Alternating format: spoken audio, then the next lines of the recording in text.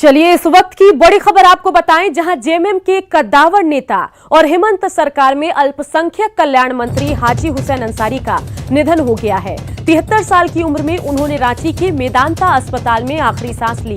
Corona संक्रमित होने के बाद हाजी हुसैन अंसारी को 23 सितंबर को मेदांता अस्पताल में भर्ती कराया गया था, लेकिन कल हाजी हुसैन अंसारी की कोरोना रिपोर्ट नेगेटिव आई थी, लेकिन आज उनका निधन हो गया।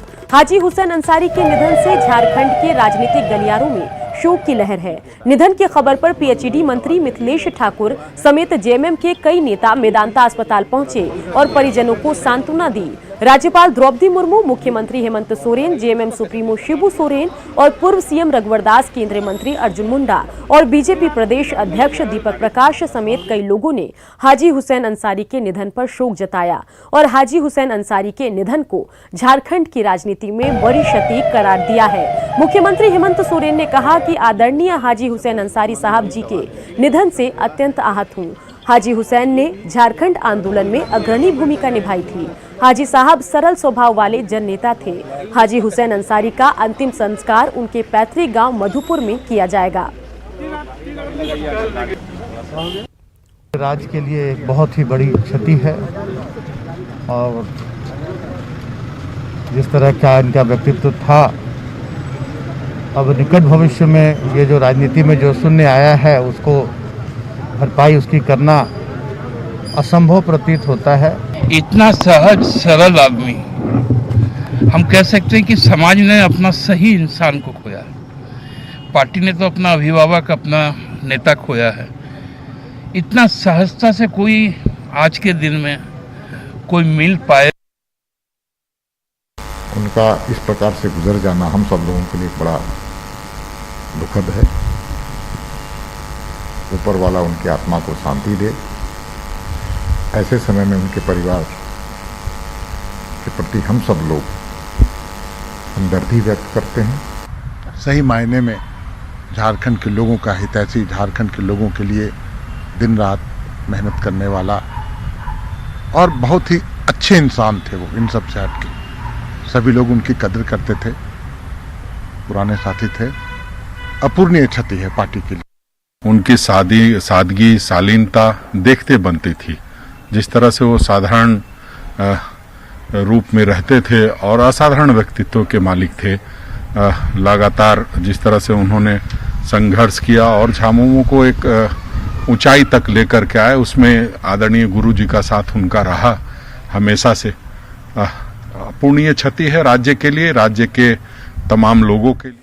रिम्स के केली बंगले में लालू से मिलने के लिए आरजेडी नेताओं की भीड़ उमड़ रही है। देर रात तक आरजेडी कार्यकर्ता लालू से मिलने की कोशिश में केली बंगले के बाहर जुटे रहे, लेकिन आपके एक ऐसी तस्वीर हम दिखाने जा रहे हैं। जी हां, अभी हम एक ऐसी तस्वीर दिखाएंगे जो न सिर्फ जेल मैनुअल की अनदेखी की कहानी बता रहा है, बल्कि केली बंगले में मजिस्ट्रेट की तैनाती पर भी सवाल उठा रहा है। न्यूज 18 पर एक्सक्लूसिव तस्वीर देख सकते हैं कि आखिर किस तरह रात के अंधेरे में राजद नेता केली बंगले के पश्चिमी गेट से घुसते नजर आ रहे हैं।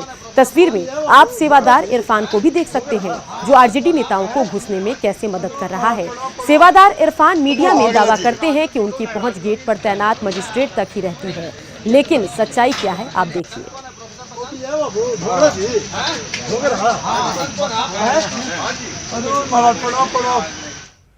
रांची पुलिस ने ड्रग्स के कारोबार का पर्दाफाश किया। पुलिस ने एक ड्रग्स सप्लायर के साथ 6 लोगों को गिरफ्तार किया और आपको बताएं कि नशे के ये अवैध कारोबार फोन कॉल और व्हाट्सएप के जरिए चल रहा था। हालांकि गिरोह का सरगना बंटी अब भी पुलिस के गिरफ्त से बाहर है। गिरफ्तार आरोपियों के पास से 19 पुड़िया ब्राउन शुगर बरामद की गई है। साथ ही ब्राउन शुगर पैकिंग से संबंधित सामान और इस्तेमाल किए जाने के उपकरण बरामद हुए हैं। गिरोह ने ड्रग्स की डिलीवरी के लिए गली मोहल्ले में एजेंट भी रखे हैं। गिरफ्त में आए सभी आरोपी ड्रग्स के एडिक्ट हैं और नशे की लत में पड़कर ही इस काली दुनिया के हिस्सा बन गए। बरियातू पहाड़ी मस्जिद से एक व्यक्ति की गिरफ्तारी की गई। उस व्यक्ति के पास से कुछ नशे का सामान, ब्राउन शुगर और गांजा जब्त किया गया था। फिर उसकी निशानदेही पर कुछ और 5 अन्य लोगों को रांची जिला के विभिन्न थाना क्षेत्रों से, लालपुर से एक्चुअली में ये गिरफ्तार किया गया है। इसमें हम लोग आगे कार्रवाई कर रहे हैं। इसमें 6 लोग की गिरफ्तारी हुई है कुल मिलाकर के, और उनसे जो बरामद हुआ है लाइटर बरामद हुआ है 16 पीस, 2 वेइंग मशीन बरामद हुआ है, 1 छोटा कैंची हुआ है और 5 पीस पुड़िया गांजा है, 19 पीस पुड़िया ब्राउन शुगर है। इसके अलावा कुछ पैसे हैं और एक सफ़ेद रंग का पाउडर एक प्लास्टिक में, जो संभवतः हेरोइन ये प्रतीत होता है। रांची के ओरमांझी थाना क्षेत्र में पुलिस और एनसीबी ने बड़ी कार्रवाई की। पुलिस ने 43 किलो गांजे के साथ 6 तस्करों को गिरफ्तार किया। तस्कर गांजे को शातिराना अंदाज में बाइक की लाइट में छिपाकर बिहार ले जा रहे थे, जिसकी सूचना मिलने पर एनसीबी की टीम और रांची पुलिस ने मिलकर कार्रवाई की और गांजे के साथ 6 लोगों को गिरफ्तार किया। जो हम लोगों ने डिटेन किया है, जब्त किया है, 43 केजी गांजा मिला। एनसीबी का ये सूचना था और हम लोग ज्वाइंट ऑपरेशन करके ओरमांझी थाना क्षेत्र में हम लोगों ने बरामद किया। अभी तक के जांच में ये आया है कि ये अपने स्टेट नहीं बल्कि छत्तीसगढ़ वगैरह से लाया जा रहा था, बहुत छुपा के और बहुत तरीके से ले आया जा रहा था। लेकिन हम लोगों की पहली नज़र से वो आदमी बच नहीं सका और यही मेरे ही थाना क्षेत्र में गिरफ्तार हो गया। घाटशिला की मुसाबनी में बीजेपी नेता दशरथ सिंह आत्महत्या मामले ने तूल पकड़ लिया। खुदकुशी से पहले दशरथ सिंह ने बीजेपी कार्यकर्ताओं के नाम एक चिट्ठी लिखी थी, जिसमें उन्होंने 3 लोगों के नाम पर जांच कर कार्रवाई की मांग की, जिसे लेकर अब बीजेपी नेताओं ने पूरे मामले की सीबीआई जांच की मांग की है। साथ ही एचसीएच के खिलाफ आंदोलन की चेतावनी दी। हालांकि एचसीएल आईसीसी ने दशरथ सिंह की मौत के बाद तुरंत उसके अकाउंट में 29 लाख रुपए का भुगतान कर दिया, लेकिन लोगों का आरोप है कि अगर पहले भुगतान कर दिया होता तो दशरथ सिंह खुदकुशी नहीं करते। प्रबंधन और भी जितने नाम सुसाइड नोट में आया है उन्होंने मजबूर किया है दशरथ सिंह जी को डिप्रेशन में जाने में और आत्महत्या करने में। जिस तरह सुशांत के साथ आप मुंबई में देखे होंगे, एक होनहार नवयुवक को उन्होंने मजबूर किया था आत्महत्या करने के लिए, उसी तरह दशरथ भाई को भी इन सबों ने मिलकर मजबूर किया है। हमारे स्वर्गीय दशरथ सिंह को मजबूर किया गया आत्महत्या करने के लिए। इसमें बहुत से लोग हैं।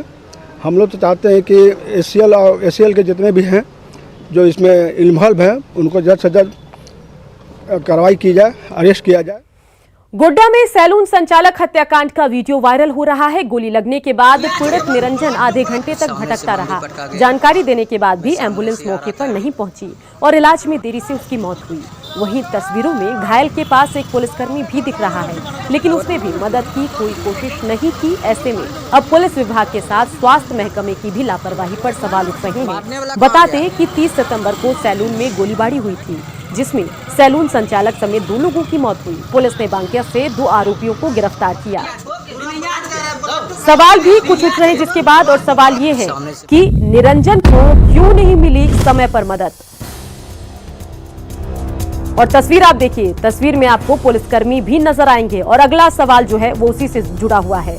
मौके पर अगर पुलिसकर्मी मौजूद हैं तो वो लापरवाही क्यों कर रहे हैं। और तीसरा सवाल, सूचना देने के बाद भी आखिर क्यों एम्बुलेंस नहीं पहुंची। सिस्टम या समाज इस मौत का आखिर जिम्मेदार कौन। और बढ़ेंगे आगे, रुख करेंगे अगली खबर का, जहां राज्य के सबसे बड़े अस्पताल रिम्स के कार्डियोलॉजी सुपर स्पेशलिटी में डॉक्टर बिना इको जांच के इलाज करने को मजबूर हैं। सुपर स्पेशलिटी में 2 इको मशीन हैं और दोनों के दोनों खराब हैं। कोरोना वायरस का अटैक सबसे ज्यादा दिल पर पड़ता है। ऐसे में डॉक्टर मरीजों को प्राइवेट में जांच के लिए भेजने को मजबूर हैं। रिम्स में इको की जांच सिर्फ 180 रुपए में होती है, जबकि प्राइवेट में इसका चार्ज 800 से 1200 रुपए तक है। मरीज आता है तो ईसीजी और इको ये तो हम बेसिक इन्वेस्टिगेशन है।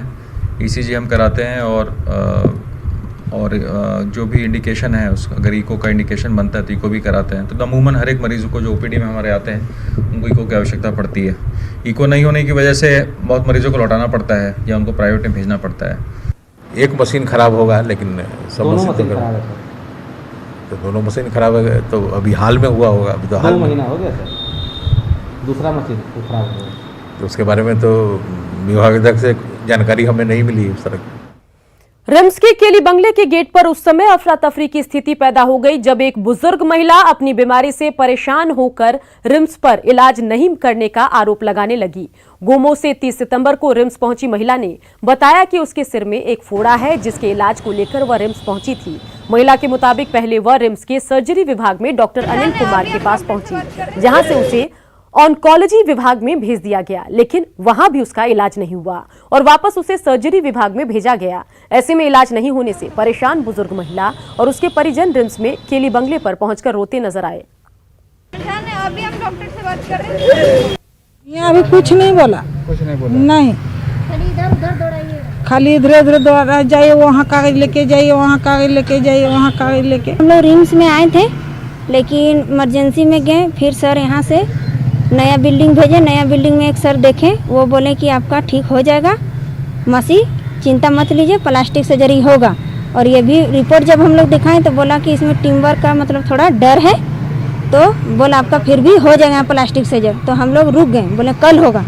तो हम लोग रुक गए। तो दूसरा दिन जब गए तो वहाँ से फिर वो सर दूसरा बिल्डिंग भेजे।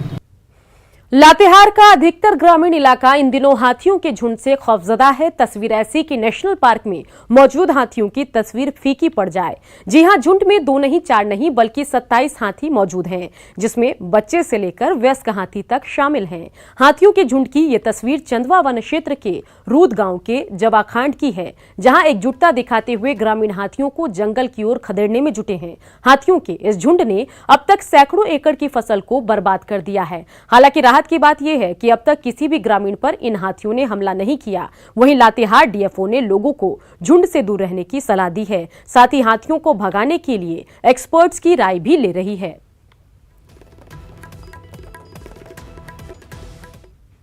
अनलॉक 5 के तहत केंद्र सरकार के साथ झारखंड सरकार ने भी कई अहम फैसले लिए हैं और इसी कड़ी में 8 अक्टूबर से आवश्यक सावधानियों के साथ सभी धार्मिक स्थलों को श्रद्धालुओं के साथ खोलने का फैसला लिया गया है। सरकार के इस फैसले का देवघर में बाबा मंदिर के पुरोहित सहित व्यावसायिक वर्ग और आम लोगों ने स्वागत किया। वहीं 8 अक्टूबर से सभी श्रद्धालुओं के लिए मंदिर खोले जाने को लेकर संशय बरकरार है।